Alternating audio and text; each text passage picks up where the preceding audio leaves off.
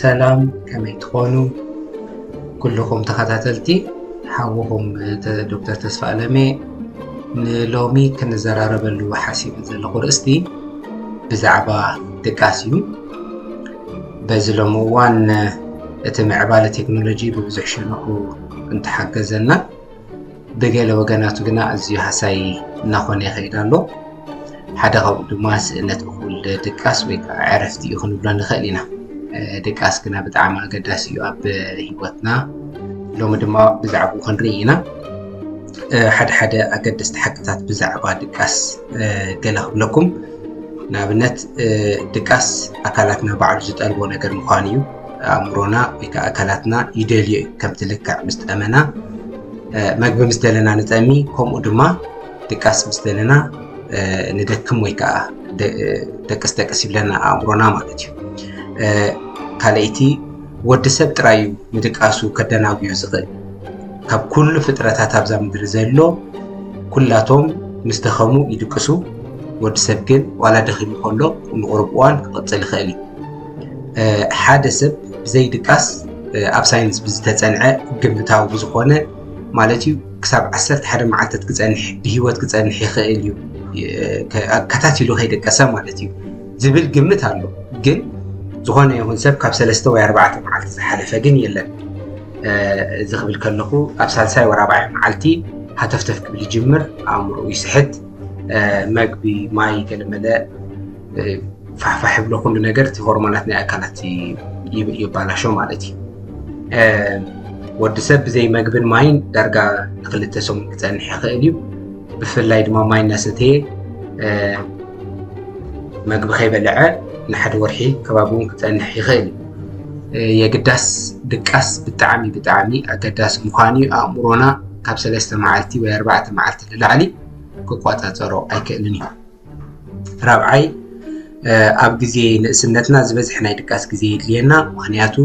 ኣብኡ ናይ ዕቤት ፕሮሰስ ወይ ከዓ መስርሕ ስለ ዘሎ። ሓምሻይ ደቂ ተባዕትዮ ካብ ደቂ ኣንስትዮ ንላዕሊ ስእነት ድቃስ ክፃወሩ ከም ዝኽእሉ እዩ። እዚ ድማ ብሰንኪቲ ኣብ ኣካላቶም ዘሎ ንምንቃሕ ዝሕግዞም ቴስቴስትሮን ዝበሃል ሆርሞን እዩ። ብሓፈሻ ሓደ ሰብ ክንደይ ሰዓታት ክድቅስ ኣለዎ? ድሓን ካብ ንኣሽቱ ክንጅምር። ህፃናት ካብ 0 ክሳብ 2 ዓመት ዘለው 12 ክሳብ 16 ሰዓታት ክድልዮም እዩ። ቆልዑ 3 ክሳብ 5 ዓመት ዘለው 11 ሰዓታት ክሳብ 14 ሰዓታት፣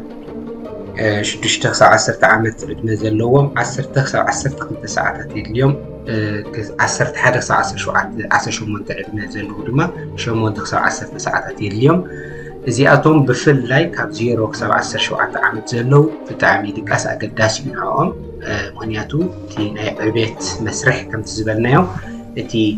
ንዕቤት ዝሕግዘና ግሮውዝ ሆርሞን ዝበሃል ሽዑኡ ብግቡእ ስርሑ ስለ ዝሰርሕ ብግቡእ እውን ኣእምሮና ስለ ዝጭንግዖ ወይ ከዓ ዝቆፃፀሮ ንዕቤቶም ፅቡቕ ንክኸውን ይሓጋዝ እዩ። ካብ 18 ወይ ከዓ ካብ 20 ዓመት ንላዕሊ ዘለው ግን 6 ክሳብ 8 ሰዓታት ክድቅሱ ይግባእ። ኣብ ግዜ ዕቤት ንዓበይ ክኸዱ ከሎ ወይ ከዓ ደቂ ኣንስትዮ ልዕሊ 40 ዓመት ዕድሜን ወይ ከዓ እቲ ጠጠው ምስ በለና ኣዴታተን ካብኡ ንድሓር ዘሎ ግዜ ምልውዋጥ ናይ ድቃስ ይርኣየን። እዚ ከዓኒ ለይቲ ኣከታቲልካ ምትሳእ ወይ ከዓ ኩል ሰዓታት ዕሙቕ ዝበለ ድቃስ ምድቃስ ክርኣ ይኽእላ እየን። ግን እዚ ኖርማል እዩ። ኣብ ኣካላትና ባዕሉ እዩ ትቆፃፀሮ። ብንግሆ ወይ ከዓ ብቀትሪ ክትክኦ ይኽእላ እየን ወይ ክትክእዎ ይኽእሉ እዮም ብምድቃስ ብምዕራፍ ናፕ ብምግባር ማለት እዩ። እንታይ ፀገም ኣለዎ ማለት ከደቀስኩ እንተቐነኹ ወይ ገለስ ወይ ሓደ መዓልታት እንታይ ሳዕቤና ኣሎ ዝብሉ ሰባት ክህልው ይኽእሉ እዮም። ስለዚ ኣብዚ ስክሪን ይፅሕፎ ኣለኹ ገለገሊ እዩ 24 ሰዓታት ብዘይ ምቁራፅ ዘይደቀሰ ሰብ እንድሕር ኣሎ ኮይኑ ብዙሕ ሽግራት ከጋጥሞ ይኽእል። ንኣብነት ተኽስታ፣ ቁጥዐ፣ ሕማም ርእሲ፣ ጌጋ ውሳኔ ምውሳን፣ ኩሉ ሕርቕ ምባል፣ ጨዋዳታት ምትራፍ ኣምስል ገለ ከምኡውን 36 ሰዓታት ኣከታቲሎም ሓደ መዓልተ ፈረቓን ከባቢ ዘይደቀሱ ሰባት እውን እቲ ሆርሞናት ለውጢ ስለ ዝገብር እቲ ሸውሃትና ዝቆፃፀር ነገበረ ምትሕልላፍ ምግቢ መጠን ሙቐት ናይ ኣካላትና ዝቆፃፀር እዚኣቶም ሆርሞናት ንኣብነት ናይ ዕብየት ሆርሞን ግሮውዝ ሆርሞን ዝበልኩኩም ኢንሱሊን እቲ ንሽኮር ንኸንሕቅቕ ወይ ከዓ ኣብ ደም ንኽኣቱ ዝሕግዝ ኮርቲሶን ዝበሃል ድማ እዚ እውን ንብዙሕ ክፋላት ናይ ኣካላትናን ንኣብነት ልብን ካልእን ዝቆፃፀር ከምኡ እውን ስብሒ ኣብ ኣካላትና ዝቆፃፀር ንሱ ምኳኑ እዩ እዚታት ስለ ዝኾነ ፀቕጢ ክፈጥረልና ገለመለ ይኽእል እዩ ኣብ ላዕሊ ኣብዚ ስክሪን ዝሕፈልኩም ኣለኹ ከምኡ እውን 48 ሰዓታት ድሕር ዘይደቂሱ ሰብ ኣከታቲሉ እቲ ሰብ ማይክሮስሊፕ ዝበሃል ከጋጥሞ ይኽእል እዩ እዚ ድማ ብፍላይ ማኪና እናዘወርካ ከለካ እንተደኣ ማይክሮስሊፕ ኣጋጢሙካ ንኣብነት ንገለ ካልኢታት ኣእምሮኻ ባዕሉ ይዕፆ ወይ ከዓ ሻትዳውን ይገብር ንገለ ካልኢታት ኣብ ከምዚ ዓይነት ኩነታት ድማ እናዘወርካ እንድሕር ኮይኑ ትኺልካ ብዙሕ ሓደጋ ብዙሕ ክሳዕ ሞት ዘስዕብ ነገራት ከጋጥመካ ከም ዝኽእል ክንጥንቀቐሉ ዝግባአና ነገር እዩ ኣብ 72 ሰዓታት እንተደኣ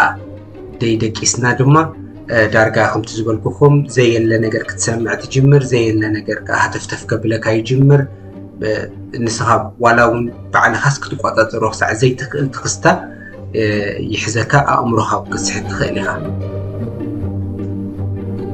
እቲ ቀንዲ ንሰብ ደሸግሮ ግን ብሓፈሻ ድቃስ ሕዱር ከፊላዊ ስእነት ድቃስ ዝበሃል ንኣብነት ቁሩብ ሰዓታት ትድቅስ ድሕሪኡ ግን ድቃስ ይኣብካ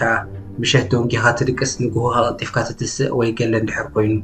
ኣብዚታት እዩ ቀንዲ ሽግር ዝፈጥር እዚ ድማ እንድሕር ከምኡ እናገበረ ንሓደ ሰሙን ንክልተ ሰሙን ወይ ንወርሒ ወይ ንውሕ ዝበለ ግዜ እንተደኣ ቀፂሉ ዘለዎ ሳዕቤናት ንኣብነት ጭንቀት ፈጥረልካ ክእል ዘይርጉእ ስምዒት ፈጥረልካ ምክንያቱ እቲ ስምዒታትካ ሓንሳብ ሕጂ ተሓጉስካ ፀኒሕካ ድሕሪ ቁሩብ ደቂቕ ድሕሪ ቁሩብ ሰከንድ ድማ ሕርቃን ይመፅእ ወይ ምንፅርፃር ይመፅእ ወይ ዝኾነ ነገር ፍራስትሬት ክኸውን ገለ ትኽስታ ብጣዕሚ ይብርትዓካ ክትርስዕ ትጅምር ነገራት ምትኳር ብጣዕሚ የፀግመካ ኣብ ትምህርቲ ይኹን ኣብ ዝኾነ ቦታ ኣተኪርካ ድሓደ ነገር ንክትሰምዕ ወይ እውን ንክትርዳእ ይሸግረካ ንቕሓት ምስኡ ናይ ኣእምሮ ምጉዳል ወይ ከዓ እቲ ኣእምሮኻ ዝትግቡእ ስርሑ ምስራሕ ኣይክእልን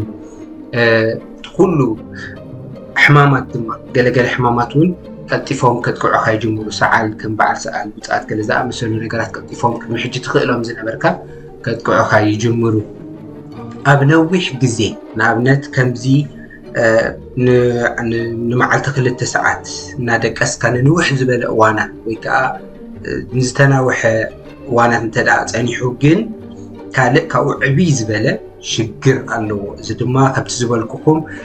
ኣካላትና ድቃስ እንተደኣ ሲኢኑ እቶም በዓል ኮርቲሶል ዝበሃሉ ግሮዝ ሆርሞን ዝበሃሉ ንኣብነት እቲ ናይ ዕብየት ሆርሞን ዝበልናዮ ኢንሱሊን ገለ ዝኣመሰሉ ነገራት እዚኣቶም ተቆፃፂሩ ብግቡእ ከስርሖም ስለ ዘይክእል ዝመፁ ዓበይቲ ሕማማት ኣለዉ ንኣብነት ልዑል ፀቕጢ ደም ክመፀና ይኽእል እዩ ሕማም ልቢ ክመፀና ይኽእል እዩ ወቕዒ ኣእምሮ ስትሮክ ከጋጥመና ይኽእል እዩ ሃንደበት ኣብ መገዲ ክንወድቕ ንኽእል ኢና ወቕዒ ልቢ ወይ ከዓ ልዑል ፀቕጢ ደም እንተገይሩልና ከዓ ብፍላይ ልዑል ፀቕጢ ደም ድማ ሳይለንት ኪለር ስለ ዝበሃል ከይፈለጥካዮ ከይተረዳእካ ከሎ ኣብ ዝኾነ ይኹን ሰዓት ልብኻ ጠጠው ኢላ ክትሞት ከም ትኽእል መጠኑ ዝሓለፈ ርጉዲ ከጋጥመና ይኽእል እዩ እዚ ከዓኒ ብሰንኪቲ ኮርቲሶን ከምኡውን እቲ ናይ ሽኮር ቀመማት ኣብ ኣካላትና ዘይምቁፅፃር እዩ ሽኮርያ ከጋጥመና ይኽእል እዩ እዚ ተወሳኺ እውን ሕማም ኣእምሮ እዚ ዝበልናዮ ናብ ፅላለ ዘስዕብ ሃለውለው ዘብለካ ሃተፍተፍ ዘብለካ ዘየለ ኣሎ ዘብለካ ዘይረኣኻዮ ኣሎ ዘብለካ ነገር ኣእምሮኻ ካልእ ነገር ክሰርሕ ይጅምር ስለዚ ካብቲ ኣብ ከባቢኻ ዘሎ ሪያሊቲ ወይ ሓቀኛ ዝኾነ ኩነታት ወፅእ ዝጅምር ብኡ ድማ ሽዑኡ ናብ ፅላለ ወይ ከዓ ናብ ጭንቀት ዲፕሬሽን ስትረስ ገለ ዝኣመሰለ ነገር ብጣዕሚ ከስዕበልካ ይኽእል ስለዚ እንታይ ኢና ዘለና እኹል ድቃስ ክንረክብ ኣለና ክንዕርፍ ኣለና ኢና ዘለና መጀመርታ እኹል ድቃስ ክንድቅስ ከም ዘለና እንተደኣ ተረዲኡና ኮይኑ ሓደ እዋን ድቃስ እንተደኣ ዝኣብየና ኮይኑ ብኸመይ መገዲ ንፈትሖ ዝብል ሓደ ነጥብታት ክዛረበ ስሩዕ ዝኾነ ናይ ድቃስ ሰዓታት ምዝውታር ኩሉ ግዜ ሰዓት 9 ትድቅስ ተኾንካ ልዑ ምሕላው ወይ ሰዓት 10 ትድቅስ ተኾንካ ልዑ ምሕላው ሓደ ሰዓት ቅድሚ ናይ ድቃስ ግዜኻ ድማ ቴሌፎናት ካብ ምጥፋእ ቴሌቪዥን ካብ ምጥፋእ ኣይፓድ ገለ መለ ኩሉ ዝናይ ስክሪን ዝበሃል ነገራት ክትጥፍእ መግቢ ቅድሚ ሰዓት ክትበልዕ የብልካን ከምኡ እውን መስተ ዝኾነ ይኹን ዓይነት መስተ ጋዝ ዘለዎ መስተ ወይ ከዓኒ ኣልኮላዊ መስተ ምክንያቱ ኣካላትና መግቢ ምስ በልዐ ንዕኡ ንክሕቅቕ ብዙሕ ስራሕ ስለ ዝኾኖ እቲ ድቃስና ክማዛበል ይኽእል ብሰንኩ